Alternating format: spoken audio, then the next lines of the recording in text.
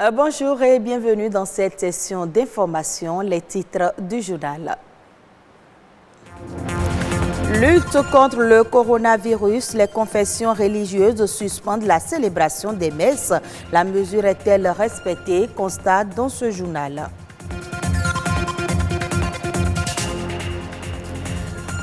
L'angine de gorge, une inflammation de la gorge et en particulier des amygdales, elle est encore appelée angine rouge ou blanche selon l'aspect des amygdales. Le traitement varie selon son origine virale ou bactérienne. La trisomie 21 est une anomalie chromosomique. Les enfants atteints de cette malformation sont marginalisés. Des actions doivent être menées pour leur faciliter la vie.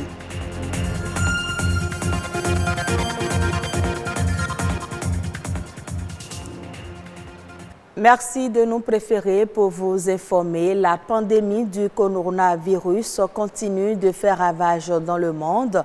Plusieurs mesures préventives ont été prises pour éviter la propagation du mal. Et pour rester dans cette logique, les confessions religieuses ont suspendu la célébration des messes sur toute l'étendue du territoire national. Émeric Okoupeli est allé faire le constat. Voici son reportage. Ce communiqué rendu public par la Conférence épiscopale du Bénin afin de se prémunir de la pandémie du Covid-19 suspend jusqu'à nouvel ordre les célébrations eucharistiques dans les différentes églises catholiques à compter du samedi 21 mars 2020. Ce dimanche matin, voici le constat fait ici à la paroisse Saint-Michel de Cotonou. Portail donnant accès à la cour de la paroisse fermée. Porte de l'église hermétiquement bloquée. Les fidèles de loin peuvent prier et se retirer. L'église catholique peut avoir ses enfants en train de mourir et dire qu'il va célébrer l'Eucharistie. Étant donné que c'est un consigne général, l'église obéit à ce consigne. Une obéissance perceptible également sur la paroisse Saint-Jean de Cotonou, presque vide. Pas de célébration eucharistique, mais l'église est ouverte aux chrétiens et le Saint-Sacrement présent à ceux qui désirent prier le Seigneur. Un peu plus loin, à Saint-Rita, la décision semble ne pas être respectée ici. Ils sont en pleine célébration eucharistique, même si la mesure liée à l'espacement des fidèles est respectée. Le curé de la paroisse justifie cette désobéissance. On n'a pas averti les gens alors. Quand ils sont venus, on va les avertir qu'il n'y a pas de messe les dimanches. Donc c'est pour les préparer à ne plus venir à la messe les dimanches. Ils ne savent pas. Ceux qui n'ont pas de, comment on appelle, de portable ne sont pas au courant. Alors on leur dit ça de bouche à l'oreille. Du côté de l'église protestante méthodiste du Bénin, pas d'interdiction en leur sein. Et donc, ils sont en plein culte. Les dispositifs pour contrecarrer le coronavirus sont bien visibles. Mais il devra se conformer ce dimanche 22 mars à compter de 0h au dimanche 5 avril 2020 au communiqué de la présidence de la République lié à la fermeture de toutes les églises protestantes méthodistes du Bénin. Je viens de le lire tout de suite même, et nous sommes heureux que les dispositions étaient déjà prises dans ce sens avant que le communiqué ne vienne. Donc par conséquent, si c'est devenu officiel et que nous avons reçu ça, comme vous l'entendez, pourquoi ne pas l'appliquer? Nous avons donc l'obligation de respecter les règles pour notre santé, pour l'éradication de ce virus. Et aussi l'Église, donc étant Église, ne doit pas avoir peur. Il doit appeler tout le monde à la paix et au courage. La décision est respectée également dans d'autres confessions religieuses pour éradiquer le mal. Les chrétiens qui ont soif de prier et de chanter le Christ doivent pouvoir encore attendre quelques jours pour renouer contact avec les bancs de ces différentes églises. Et parlant du coronavirus, depuis son apparition en Côte d'Ivoire, plusieurs mesures d'hygiène sont observées par les populations dans le but d'éviter la propagation du virus. Parmi ces mesures, certains optent pour le cache-nez. Ce moyen de prévention de la maladie qui prend de l'ampleur est-il efficace? La réponse du directeur pays de l'OMS en Côte d'Ivoire dans ce reportage de Walter Amadou Ouattara. Face à la menace de la propagation du Covid-19, outre le lavage des mains et le respect de la distance d'au moins 1 mètre entre les individus, plusieurs mesures de prévention sont utilisées par les populations. Certaines personnes font confiance au cache-nez. C'est au travail qu'on nous a donné ça. Il n'y en a pas même sur le marché. Ça a fait toute la journée avec moi. Même demain aussi, je suis dedans parce qu'il n'est pas encore eu. Dans la même veine, d'autres personnes emploient les cache-nez selon leur bon vouloir, peu importe la matière. Vous faites ça, c'est pas un cache-nez. Vous faites ça pour les yeux. Mais c'est moi, j'ai voulu utiliser ça. À l'intérieur du bus, je vais utiliser. Mon cache-nez, c'est avec moi il y a longtemps. Il était au village qu'il a acheté pour l'Harmattan. Lorsque les nouvelles sont arrivées, en sortant, j'ai pris mon cache-nez. Il y a 3 à la maison. Donc, si l'autre là, c'est déjà comme ça, je lave le tout et puis je dépose. Christian Begré fait partie de ceux qui n'ont pas opté pour le cache-nez afin de se protéger. Je n'ai pas de masque parce que je respecte déjà les mesures primaires, c'est-à-dire se laver les mains, éviter les attroupements avec un groupe de 50 personnes. Et je pense qu'aussi, j'ai la foi que cette maladie sera éradiquée, parce que toutes ces mesures sont prises dans le but de faire baisser la psychose. Et je pense que ce n'est pas aller contre ces mesures, mais c'est dans le but aussi de se déstresser, d'être moins sous la pression. Est-il nécessaire de porter ces masques par mesure de prévention? Le directeur pays de l'OMS se prononce. Si vous êtes en présence de quelqu'un qui est infecté, le cache-nez est efficace. Il est efficace, il est recommandé par l'OMS. Il y en a 2 types. Donc vous avez une forme simple que vous connaissez, donc qui a une couleur bleue ou verte. Et vous avez aussi un autre cache-nez que nous appelons le N95, qui est beaucoup plus grand. Alors tout cela protège, parce que c'est la barrière que vous mettez entre l'air ambiant, qui peut contenir le coronavirus, et votre organisme. Mais il faut savoir utiliser le cache-nez. Le cache-nez, une fois que vous l'avez posé, qui couvre bien le nez et la bouche, vous ne devez plus manipuler le cache-nez. Et après 3 heures, vous l'enlevez parce qu'il n'est plus efficace. Et vous le jetez dans une poubelle fermée. Et vous vous lavez les mains à l'eau et au savon. Les morceaux de paille, l'OMS ne garantit pas l'efficacité des cache-nez. Mais c'est des alternatives qui peuvent être utilisées. Le Covid-19, le premier cas en Afrique, a été détecté en février en Égypte. En Côte d'Ivoire, 5 nouveaux cas font porter ce vendredi à 14 le nombre de personnes testées positives, dont un cas déclaré guéri.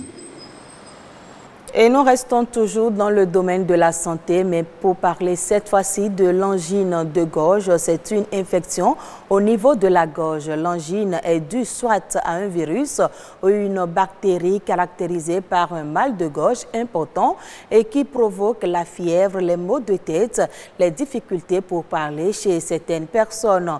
Cependant, elle peut entraîner des complications quand elle n'est pas bien traitée. Plus de détails dans ce reportage. Elle est due à une inflammation des amygdales, de la membrane muqueuse et du larynx. Résultat, mal de gorge et difficulté d'avaler. L'angine, puisque c'est d'elle qu'il s'agit, est une infection dont souffrent bon nombre de personnes qui ignorent parfois l'origine, mais connaissent les manifestations. C'est une maladie qui attaque la gorge souvent. Et on a du mal à avaler du salive. L'angine, c'est une maladie qui crée des douleurs au niveau de la gorge. Dans 50 à 90% des cas, les angines sont souvent dues à des virus, mais elles peuvent être également d'origine bactérienne. Il peut y avoir par exemple des gens qui ont des problèmes d'allergie. Il y a des gens qui sont susceptibles à certaines choses. Il y a des gens par exemple qui sont susceptibles peut-être à l'arachide, le sucre. Mais ce n'est pas forcément le sucre en lui-même, ça peut être un additif qui est ajouté au sucre qui crée une certaine allergie. Il y a des gens qui prennent certains jus de fruits et ça leur crée comme une angine, ils ont mal à la gorge. Une mauvaise hygiène bucco-dentaire constitue également un facteur qui favorise la contraction de l'angine. Et pour soulager la douleur, diverses recettes sont utilisées à tort et à travers par les malades. Des recettes qui entraînent des complications aux conséquences douloureuses. Face à cet état de choses, le spécialiste propose. La plupart des angines sont d'abord des angines virales. Donc au départ, ce n'est pas forcément nécessaire d'utiliser un antibiotique au départ. Mais lorsque c'est une angine bactérienne, dans ces cas, très souvent, il faut forcément faire recours à un médecin pour qu'on voit s'il faut mettre un antibiotique et quel type d'antibiotique en fonction des symptômes et en fonction de ce que le médecin verra, il saura quel antibiotique il faut utiliser. Un mauvais traitement de ce mal pourrait déboucher sur d'autres maladies plus graves. Une angine mal traitée peut être à l'origine de problèmes de rhumatisme articulaire aigu. Une angine mal traitée peut être à l'origine après de problèmes cardiaques, de problèmes articulaires. Il faut savoir que les amygdales sont une porte ouverte. Et à partir de là, les microbes peuvent diffuser à tous les autres organes du corps lorsque ce n'est pas bien traité. Les traitements de l'angine dépendent donc de son origine. Mais qu'elle soit virale ou bactérienne, elle est contagieuse. Il faut donc respecter les consignes d'hygiène habituelles pour être épargné. La trisomie 21 ou syndrome de Down est une anomalie chromosomique congénitale provoquée par la présence d'un chromosome surnuméraire sur la 21e partie. Au Bénin, les enfants trisomiques sont appelés torosso en langue fon et ont du mal à s'intégrer dans la société. Il est temps de sensibiliser sur cette malformation et rappeler au monde que si le handicap reste une question douloureuse, le bonheur est possible pour l'enfant comme pour sa famille. Geoffroy Kenkwegbe, biologiste moléculaire, nous propose des actions à mener pour arrêter la stigmatisation de ces enfants atteints. La trisomie 21, c'est une cause de dysmorphie qu'on observe chez des enfants ou même chez des adultes qui sont caractéristiques de ces personnes porteuses de cette anomalie chromosomique. On les voit, on les connaît. Il y a un visage plat, une petite bouche, des narines qui sont tournées vers l'avant. D'abord, il faut signaler que c'est à la base, au cours de la formation des gamètes, que ce soit chez la femme ou chez l'homme, un mauvais fonctionnement de la spermatogenèse ou de l'ovogenèse qui peut déjà aboutir au cours de la fusion à un œuf tronqué et qui va évoluer pour donner un enfant porteur de trisomie 21.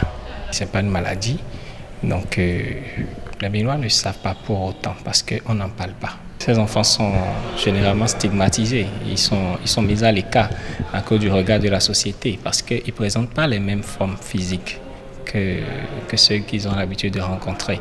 Et d'office, quand les autres les rencontrent, ils se disent que bon, ceux-là ne nous ressemblent pas, donc ce n'est pas la peine qu'on chemine avec eux. Ces enfants atteints de trisomie 21, le quotidien est vraiment difficile. D'abord, ils ont un retard de croissance, ce qui n'est pas facile. Donc, ce que les enfants qui n'ont pas la trisomie 21, les aptitudes qu'ils ont déjà à 1 an, eux, ils ne l'ont pas. Donc, ce qui fait qu'ils sont souvent à la traîne. Donc, ce n'est pas facile pour eux. Les actions actuellement au Bénin, face à ces enfants, sont rares. C'est maintenant que ça a commencé. D'abord, il faut sensibiliser afin de contribuer à changer le regard de la société sur ces enfants. Parce que quand on ne change pas le regard de la société, ces enfants ne pourront pas bien s'intégrer. Ça commence dans le ménage. Quand un enfant apparaît, il ne faut pas se dire que lui, il est différent des autres. Donc, donner de l'amour à ses enfants. Au Rwanda, le gouvernement veut remplacer 3 millions de caféiers âgés. L'opération va démarrer d'ici le mois d'octobre prochain. Le processus devrait aboutir d'ici 2024 au remplacement de l'intégralité du verger vieillissant qui compte pour 30% du total de caféiers du pays. Ce programme devait permettre à l'exécutif d'accroître le rendement des plantations afin d'améliorer le volume de fèves exportées. Au Rwanda, un caféier produit environ 3 kg de fèves contre 10 kg pour les producteurs majeurs comme le Brésil et le Vietnam. Le pays a exporté pour la campagne 2018-2019 21 000 tonnes de café. Pour la saison 2019-2020, il prévoit d'expédier 26 000 tonnes. Et ce sera tout pour cette édition. Merci à vous de nous avoir suivis.